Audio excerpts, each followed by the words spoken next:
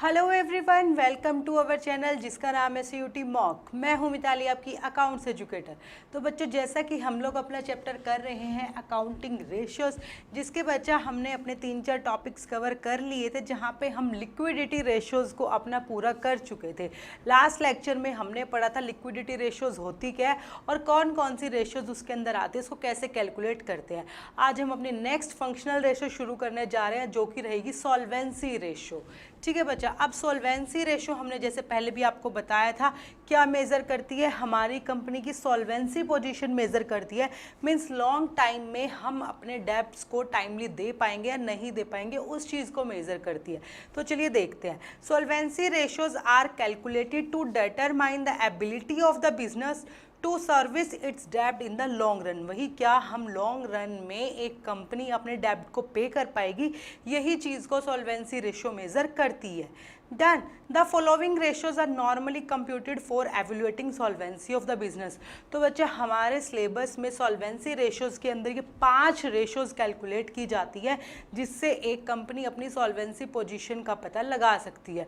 तो वो 5 रेशियोज कौन सी देखिए? डेब्ट इक्विटी रेशियो, डेब्ट to capital employed ratio, proprietary ratio, total assets to डेब्ट ratio and interest coverage ratio. ये 5 रेशियोज हमारी किसके अंदर आ जाती है बच्चा? सॉल्वेंसी रेशियोज के अंदर। आपको पता होनी चाहिए कौन सी रेशियो सॉल्वेंसी रेशियो है, कौन सी रेशियो एक्टिविटी रेशियो है, कौन सी प्रॉफिटेबिलिटी है, क्योंकि कई बार एग्जाम में यही क्वेश्चन पूछ ले रहता है कि भाई इनमें से सेलेक्ट करिए कौन सी सॉल्वेंसी है, इनमें से सेलेक्ट करिए कौन सी लिक्विडिटी है, या फिर इनमें से सेलेक्ट करो कौन सी एक्टिविटी नहीं है। इस तरीके के क्वेश्चन भी बच्चा पूछे जाते हैं। तो आपको पता होनी चाहिए कि ये 5 रेशियोज किस में आती है? सॉल्वेंसी रेशियोज में। देखिए, मैं लास्ट ईयर का एक क्वेश्चन भी आपको दिखा देती हूँ जो आपसे पूछा गया था, लास्ट NTA ने पूछा था। देखिए, सॉल्वेंसी रेशियोज इंक्लूड, नीचे ABCDE 5 ऑप्शंस हमें गिवन थे, आपको बताना था सॉल्वेंसी रेशियोज कौन कौन सी हैं। तो आपका करेक्ट आंसर जाता है ऑप्शन नंबर 4 ABD। तो जो C है और जो हमारी E है वो एक्टिविटी और प्रॉफिटेबिलिटी रेशियो है, बाकी तीनों हमारी सॉल्वेंसी थी। इसलिए आपको पता होना चाहिए कौन सी रेशियो सॉल्वेंसी और कौन सी एक्टिविटी, कौन सी लिक्विडिटी, कौन सी प्रॉफिटेबिलिटी। डन। तो चलिए शुरू करते हैं अपनी सॉल्वेंसी की सबसे पहली रेशो, जो कि रहेगी बच्चा हमारी डेब्ट इक्विटी रेशो। ठीक है, सबसे पहले हम पढ़ते हैं डेब्ट इक्विटी रेशो क्या होती है, उसे कैसे कैलकुलेट करते हैं। क्वेश्चन के थ्रू हम इसको करके देख लेंगे।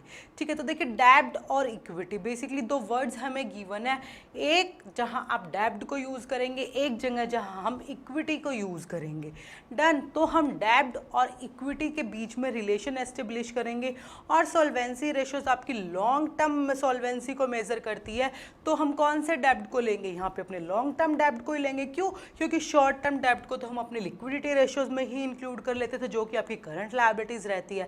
तो बेसिकली यहाँ पे हमारा जो रिलेशन एस्टेब्लिश होएगा, जो डेब्ट और इक्विटी रेशियो है बच्चों, वो किसके बीच में रिलेशन एस्टेब्लिश करेंगे? लॉन्ग टर्म डेब्ट और आपकी इक्विटी के बीच में। जो इक्विटी है इधर, ये इक्विटी शेयर कैपिटल के लिए नहीं है, ये इक्विटी वर्ड है हमारे शेयर होल्डर फंड्स के लिए। ठीक है, तो मीन्स जो डेब्ट इक्विटी रेशियो है बच्चों, वो रिलेशन एस्टेब्लिश करती है लॉन्ग टर्म डेब्ट के बीच में और शेयर होल्डर फंड्स के बीच में। देखिए, डेब्ट equity ratio measures the relationship between long term डेब्ट और equity. Done. Next, normally it is safe to be है रेशियो ऑफ 2:1। जो हमारी आइडियल रेशियो है बच्चा, वो जो मानी जाती है, वो मानी जाती है कि वो 2:1 हमारी होनी चाहिए।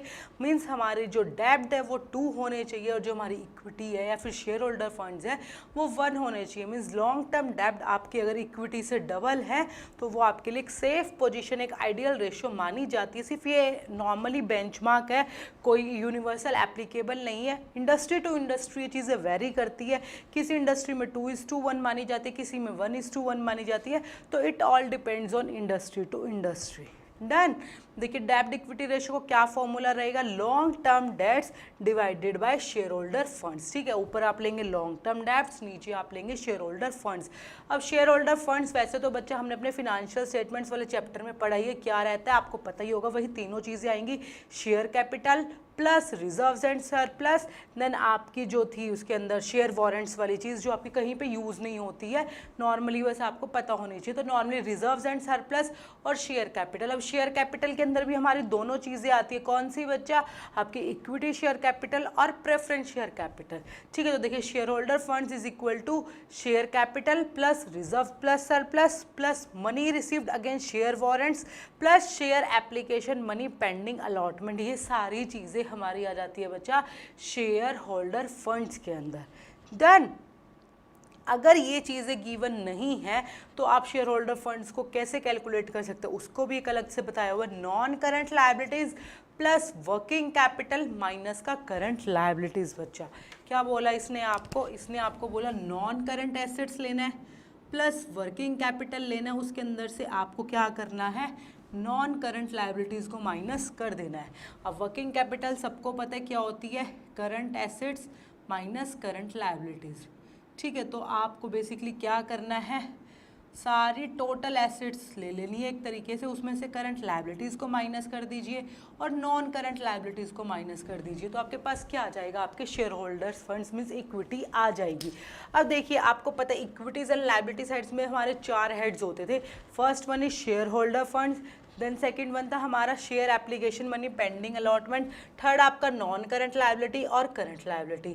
Total assets is equal to total equities and liability sides. तो उस टोटल एसेट्स में से जब आपने करंट लायबिलिटीज का पूरा हेड और नॉन करंट लायबिलिटीज का पूरा हेड माइनस कर दिया तो क्या बचा, जो यहाँ पे यूज होएगा that is shareholder funds. ठीक है, पहले जो दोनों हेड होते हैं वो आपके शेयर होल्डर फंड्स के अंदर रहेंगे। डन। तो किसी भी तरीके से आपको क्वेश्चन देखना होगा उसके अंदर क्या सिचुएशंस गिवन है, कौन कौन सी चीज़ें, कौन कौन सा डाटा आपके पास अवेलेबल है, उसके अकॉर्डिंगली डिपेंड करना है। ये वाला फॉर्मूला लगा के आप शेयर होल्डर फंड्स कैलकुलेट करेंगे या फिर नॉर्मली आप डायरेक्ट भी share capital reserve surplus given है वहाँ से कैलकुलेट करेंगे। डन। तो देखिए नेक्स्ट है, this ratio measures the degree of indebtedness of an enterprise and gives an idea to the long term lender regarding extent of security of the डेब्ट। ये वही बताती है, आपकी सॉल्वेंसी पोजीशन बताती है। और जो हमारे लॉन्ग टर्म लेंडर्स होते हैं बच्चा, उन्हें सिक्योरिटी मिलती है कि उनके जो उन्होंने अगर जो कंपनी को डेब्ट दे रखा है क्या वो सिक्योर है या नहीं है, मीन्स कंपनी उन्हें टाइम से पेमेंट दे पाएगी या नहीं दे पाएगी, उन्हें इंटरेस्ट दे पाएगी या नहीं दे पाएगी। नॉर्मली देखो अगर ये रेशो जितनी भी लो होगी, मीन्स 2:1 की जगह, मीन्स जहाँ पे हमारे डेब्ट बेसिकली कम होंगे वहीं पे हमारी रेशो लो होगी, तो बेसिकली वो डेब्ट्स के लिए मीन्स लॉन्ग टर्म लैंडर्स है उनके लिए वो काफ़ी सेफ पोजीशन मान ली जाती है। क्यों? क्योंकि उन्हें पता है भाई कंपनी के पास बाहर का पैसा मीन्स जो उसने बोरो किया हो वो कम है और इक्विटी ज़्यादा है, तो वो उनके लिए एक सिक्योरिटी पर्पस फील करते हैं। बट आइडली ये माना जाता है कि 2:1 होनी चाहिए। अगर कंपनी की डेब्ट इक्विटी रेशो हाई होगी तो एक वो रिस्की पोजीशन रहेगी। क्यों?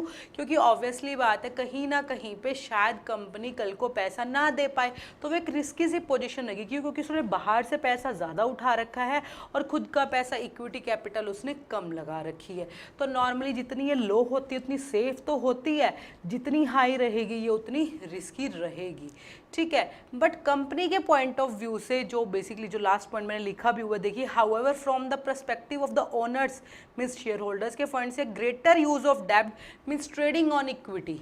ठीक है, ग्रेटर यूज ऑफ डेब्ट trading on equity may help in insuring higher returns for them if the rate of earnings on capital employed is higher than the rate of interest payable। Basically owners के point of view से बच्चा अगर डेब्ट ज़्यादा है, ठीक है, और उसके ऊपर जो इंटरेस्ट पे कर रहे हैं वो कम है, जबकि जो कैपिटल लगाई है बिजनेस में डेब्ट प्लस इक्विटी दोनों ही आपने इन्वेस्टमेंट कर रखी है, वहाँ से जो रिटर्न मिल रहा है वो ज़्यादा है, तो वो कंपनी को फ़ायदेमंद साबित होता है। क्योंकि जितना वो पैसा एज ए इंटरेस्ट दे रही है उससे ज़्यादा कहीं ना कहीं वो कमा लेती है, तो वहाँ पे वो ट्रेडिंग ऑन इक्विटी बेसिकली इस पोजीशन को बोला जाता है, वो कर सकती है। बट फिर भी मतलब लो है, सेफ पोजीशन तो है, बट अगर हाईयर है तो वो एक रिस्की पोजीशन भी रहेगी।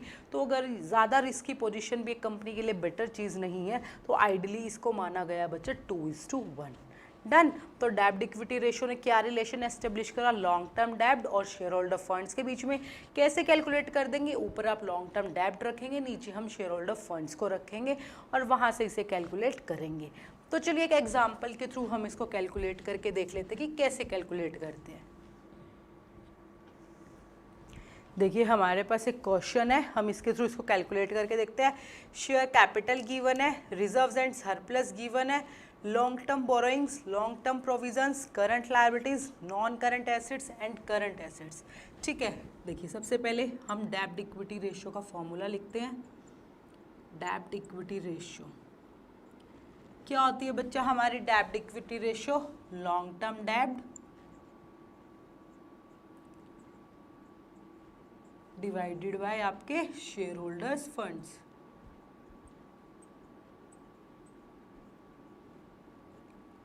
अब आपको सबसे पहले क्या कैलकुलेट करना है? लॉन्ग टर्म डेब्ट या फिर शेयर होल्डर फंड्स। तो हम यहाँ पे सबसे पहले अपने शेयर होल्डर फंड्स को कैलकुलेट करके देख लेते हैं।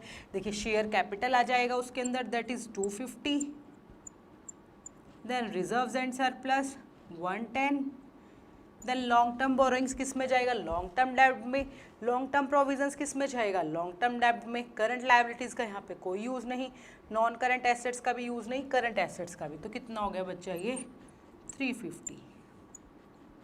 ठीक है, सेम इसी तरीके से हम अपने लॉन्ग डेब्ट कैलकुलेट करेंगे। ये कितना रहेगा? वही बोरोइंग्स आ जाएंगी लॉन्ग टर्म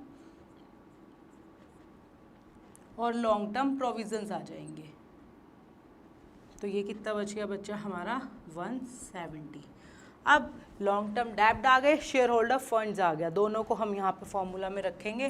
तो ये आएगा 170 डिवाइडेड बाय आपका 350। तो यहाँ से हमारी रेशियो कितनी निकलेगी बच्चा? हम कैलकुलेट करके देख लेते हैं। 17 डिवाइडेड बाय 35, बेसिकली ये आपकी निकलेगी 0.48:1। डन, ये आ गई हमारी डेब्ट इक्विटी रेशियो। तो इस तरीके से बच्चा हमें अपनी डेब्ट इक्विटी रेशियो को कैलकुलेट करना आना चाहिए। ठीक है, तो देखिए लॉन्ग टर्म डेब्ट हमने कैलकुलेट किया, शेयर होल्डर फंड्स हमने कैलकुलेट किए। याद रखिएगा अगर share holder funds amount given होती, यहाँ पे शेयर कैपिटल जैसे 250 दिया हुआ है, रिजर्व्स एंड सरप्लस 110 दिया हो, तो हमने दोनों का टोटल किया और 360 बच्चा हमारा आएगा। ठीक है, 250 प्लस 110 था तो ये भी 360 आएगा। तो यहाँ पे हमारी रेशियो हो जाएगी 170 को अगर हम 360 से डिवाइड करते हैं,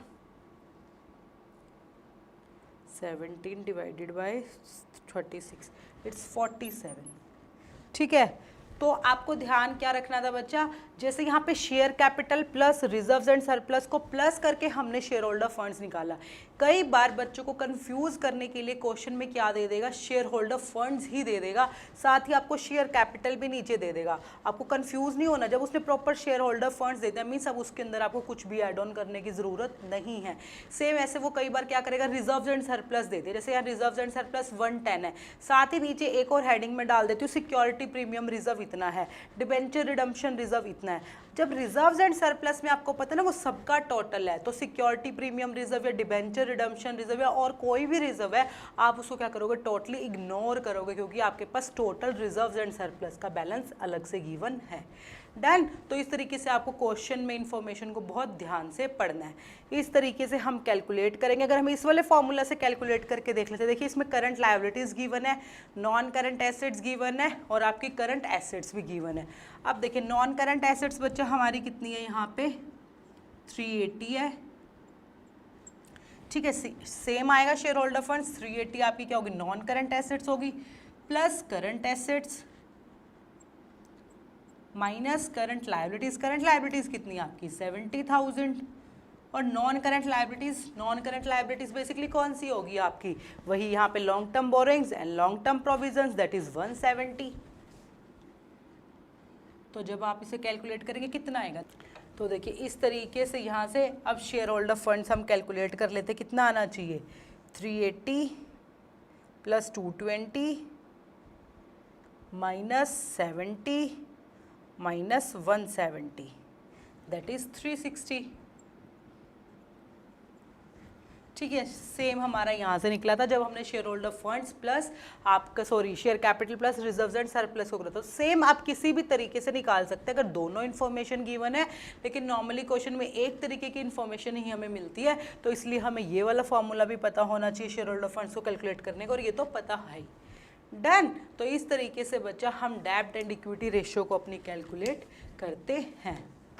अब जैसे हमने बच्चा वो किया था लिक्विडिटी रेशियो के टाइम पे कि हमारी रेशियो अगर इतनी है तो क्या इफेक्ट पड़ेगा, सेम कई बार डेब्ट इक्विटी रेशियो के केस में या फिर और किसी रेशियो के केस में भी पूछा जाता है। तो हम डेब्ट इक्विटी रेशियो के केस में भी देख लेते हैं कि किस तरीके से रहेगा। देखिए डेब्ट इक्विटी रेशियो बोल रहे कि अगर 2:1 है तो which of the following transaction would improve, reduce और नॉट चेंज द, यहाँ पे करंट रेशियो नहीं आएगा, डेब्ट इक्विटी रेशियो ही आएगा कि वह कौन सी रेशियो से डेब्ट इन ट्रांजेक्शन से डेब्ट इक्विटी रेशियो पे क्या इफेक्ट पड़ेगा, तो वही आपको कैलकुलेट करना था। ठीक है, तो देखिए हम एक एक करके देख लेते हैं।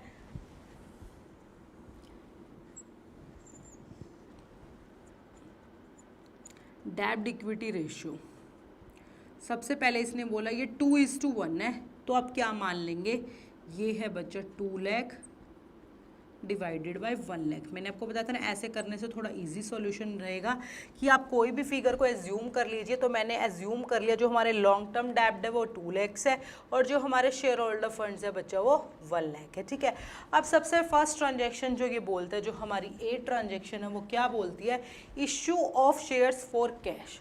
जब आपने शेयर्स को कैश में इशू किया तो उससे क्या होएगा, आपकी इक्विटी इंक्रीज होएगी, शेयर होल्डर फंड्स क्या होंगे, इंक्रीज होंगे हमारे, और कैश इंक्रीज होएगा, सॉरी कैश आपका इंक्रीज हो जाएगा। क्यों, जब आपने शेयर्स इशू करे तो कैश आपके पास आ गया, मीन्स आपकी शेयर कैपिटल भी बढ़ गई और आपका कैश भी बढ़ गया। अब कैश का तो इस वाली चीज़ पे कोई यूज़ ही नहीं है लॉन्ग टर्म डेब्ट और शेयर होल्डर फंड्स में, और इक्विटी का हमारा यूज़ यहाँ पे रहेगा, मीन शेयर होल्डर फंड्स हमारे बढ़ गए। मैं कहती हूँ उन्होंने 1 लाख से ही आपके शेयर्स को इशू किया था, तो नई रेशियो आपकी क्या बन जाएगी, डेब्ट तो हमारे इतने ही रहेंगे और नीचे आपकी ये हो गई 2 lakh, 1 lakh plus 1 lakh, that is 1:1। यहाँ पे क्या हुआ बच्चा, हमारी रेशो रिड्यूस हो गई है, पहले जो 2:1 थी वो चीज़ अब 1:1 रह गई है। मीन्स अगर शेयर होल्डर फंड्स नीचे वाले चीज़ बढ़ेगी तो क्या होएगा, उससे आपकी रेशो क्या होएगी बच्चा, रिड्यूस होएगी। डन। अब देख लेते हैं बी केस क्या बोलता है।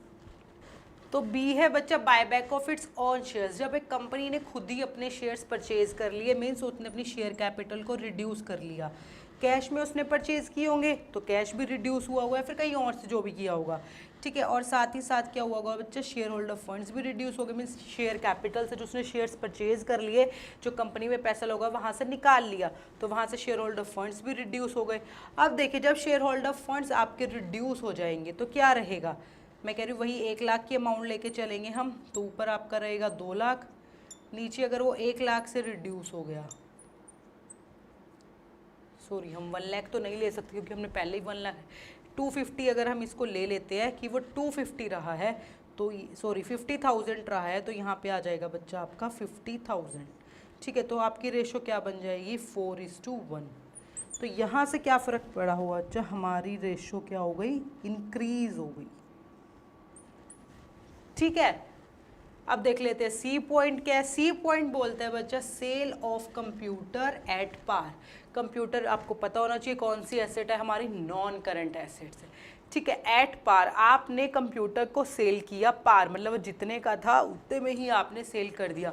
मैं कहती हूँ हमारा कंप्यूटर 50,000 का था, आपने 50,000 में ही सेल कर दिया। तो जब आपने सेल करा होगा कैश आ गया होगा कंपनी के पास और उसकी जो नॉन करंट एसेट है वो डिक्रीज हो गई होगी।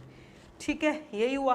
तो ना तो हमारे लॉन्ग टर्म डेब्ट पे कोई इफेक्ट पड़ेगा बच्चा, ना शेयर होल्डर फंड्स पे कोई इफेक्ट पड़ेगा। क्यों, क्योंकि कैश बढ़ गया और उतने की ही हमारी नॉन करंट एसेट्स चली गई। तो इसकी वजह से रेशो क्या रहेगी, 2:1 ही रहेगी, कोई भी चेंज नहीं आएगा। ठीक है, देन फोर्थ बोलता है sale of computer at profit. ठीक है, अब यहाँ प्रॉफिट की बात आ गई, कैश तो बढ़ गया ऑब्वियसली बात है, नॉन करंट एसेट्स भी चली गई, वो भी बात सही है भाई, लेकिन 50,000 का कंप्यूटर था और अगर आपने उसको 60,000 में सेल किया, प्रॉफिट पे सेल करा, तो कैश बढ़ गया। जो प्रॉफिट है वो 10,000 का प्रॉफिट वो कहाँ जाएगा बच्चा, statement of profit and loss में चला जाएगा, वहाँ से आपका रिजर्व्स एंड सरप्लस बढ़ेगा, रिजर्व्स एंड सरप्लस बढ़ेगा तो आपके शेयर होल्डर फंड्स भी बढ़ेंगे। तो यहाँ पे आपका क्या बन जाएगा, ये 2 लाख डिवाइडेड बाय 150, तो हमारी रेशो कितनी हो गई बच्चा, 4:1। 3 और अगर हम इसको और सिंप्लीफाई करते हैं तो ये कितनी चली जाएगी, इट विल बी 1.33:1। तो यहाँ से भी हमारी रेशो क्या हो गई बच्चा, रिड्यूस हो गई। क्लियर है, तो यहाँ से हमारी रेशो क्या हो गई बच्चा, रिड्यूस होगी। जब आपने पार पे सेल किया था तो कोई भी फर्क नहीं पड़ा था, लेकिन जब आपने उसको प्रॉफिट पे सेल करा तो प्रॉफिट पे सेल करने की वजह से बच्चा वो आपकी क्या हो गई है, रिड्यूस हो गई है। डन। अगर इसी तरीके से मैं कह दूं कि लॉस पे सेल करते वो, ठीक है, एक टाइम पार पे ही एक टाइम प्रॉफिट, अगर लॉस पे करते तो क्या होता, कैश तो आ जाता, नॉन करंट एसेट्स भी चली जाती, लेकिन जितने की एसेट्स गई क्या उतने का कैश आता, मीन्स 50,000 की एसेट्स फिर बेच दिया आपने 40,000 में, 10,000 का लॉस हुआ ना। वो लॉस हम कहाँ करते, रिजर्व्स एंड सरप्लस में as a negative, means reserves and surplus कम हो जाता तो शेयर होल्डर फंड्स भी हमारा कम हो जाता, और अगर शेयर होल्डर फंड्स हमारा कम होता तो यहाँ पे क्या होता बच्चा, हमारी रेशो इंक्रीज हो जाती। डन। लास्ट देख लेते हैं जो आपका ई पॉइंट है। ई पॉइंट क्या बोल रहा है बच्चा हमारा, इशू ऑफ बोनस शेयर। एक कंपनी जब भी बोनस शेयर इशू करती है, एज यू नो वो कहाँ से करती है, अपने रिजर्व्स वगैरह में से करती है। तो जब उसने बोनस शेयर इशू करे होंगे तो उसकी क्या हुई होगी, शेयर कैपिटल तो इंक्रीज हो गई होगी, और यहाँ से रिजर्व्स उसके कम हो गए होंगे। शेयर कैपिटल इंक्रीज हो गई, रिजर्व्स उसके कम हो गए, तो क्या इफेक्ट पड़ा बच्चा, कोई भी इफेक्ट नहीं पड़ा, क्योंकि दोनों चीज़ शेयर होल्डर फंड्स के अंदर से ही चली। 50,000 चले गए, वहीं से 50,000 की कैपिटल इंक्रीज होगी, 50,000 के रिजर्व्स कम हो गए, तो क्या इफेक्ट पड़ेगा, कोई भी इफेक्ट नहीं पड़ेगा, तो नो चेंज यहाँ पे रहेगा। क्लियर है। तो इस तरीके से बच्चा आपको पता होना चाहिए कि क्या इफेक्ट पड़ेगा, आपको कैलकुलेट करना आना चाहिए। सबसे पहले आपको डेब्ट इक्विटी रेशियो का फॉर्मूला पता होना चाहिए, वो कैसे कैलकुलेट करते हैं वो। तो अगर इस तरीके का क्वेश्चन आपसे पूछा जाता है तो आप कुछ भी नहीं कीजिएगा, कुछ भी एज्यूम कर लीजिएगा और उसके अकॉर्डिंगली फिर कुछ भी फिगर्स को मान के निकाल के देख लीजिएगा, जिससे आपको रेशियो में डिफरेंस जो भी आएगा आपको पता चल जाएगा रेशियो इंक्रीज हो रही है या डिक्रीज हो रही है, या फिर उसमें कोई भी चेंज नहीं आ रहा है। डन। वो अलग अलग conditions like purchase of fixed assets उसने रख दिया, परचेज ऑफ गुड्स उसने आपको बोल दिया, सेल ऑफ फर्नीचर बोल दिया, तो इस तरीके से वो आपको कोई भी कंडीशन दे सकता है। डन। तो ऐसे बच्चा हमें अपनी डेब्ट एंड इक्विटी रेशियो को कैलकुलेट करना होता है। डन। अब देख लेते हैं हमारी नेक्स्ट रेशो। नेक्स्ट रेशो रहेगी बच्चा हमारी डेब्ट टू कैपिटल एम्प्लॉयड रेशो। चलिए देखते हैं अपना डेब्ट टू कैपिटल एम्प्लॉयड रेशो बच्चा क्या होती है। जैसे डेब्ट इक्विटी रेशो होती है, सेम उसी तरीके से डेब्ट कैपिटल एम्प्लॉयड रेशो कैलकुलेट की जाती है।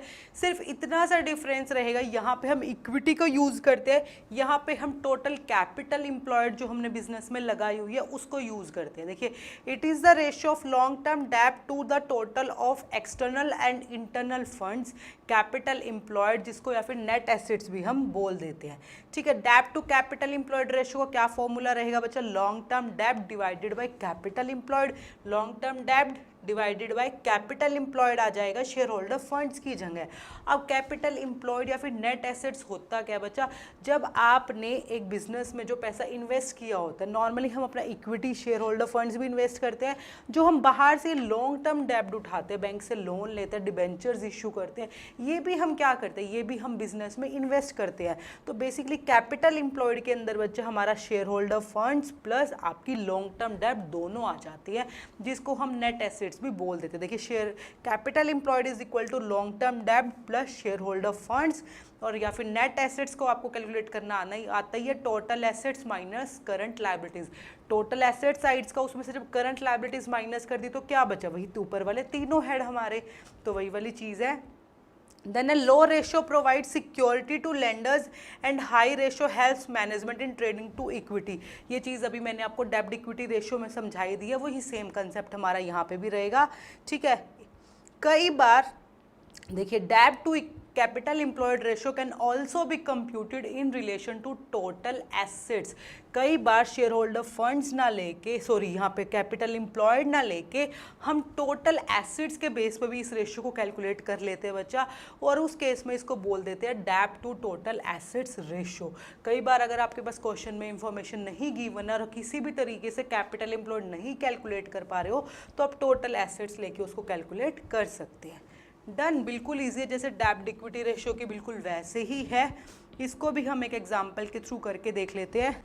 तो चलिए कैलकुलेट करते हैं अपनी डेब्ट टू कैपिटल एम्प्लॉयड रेशियो।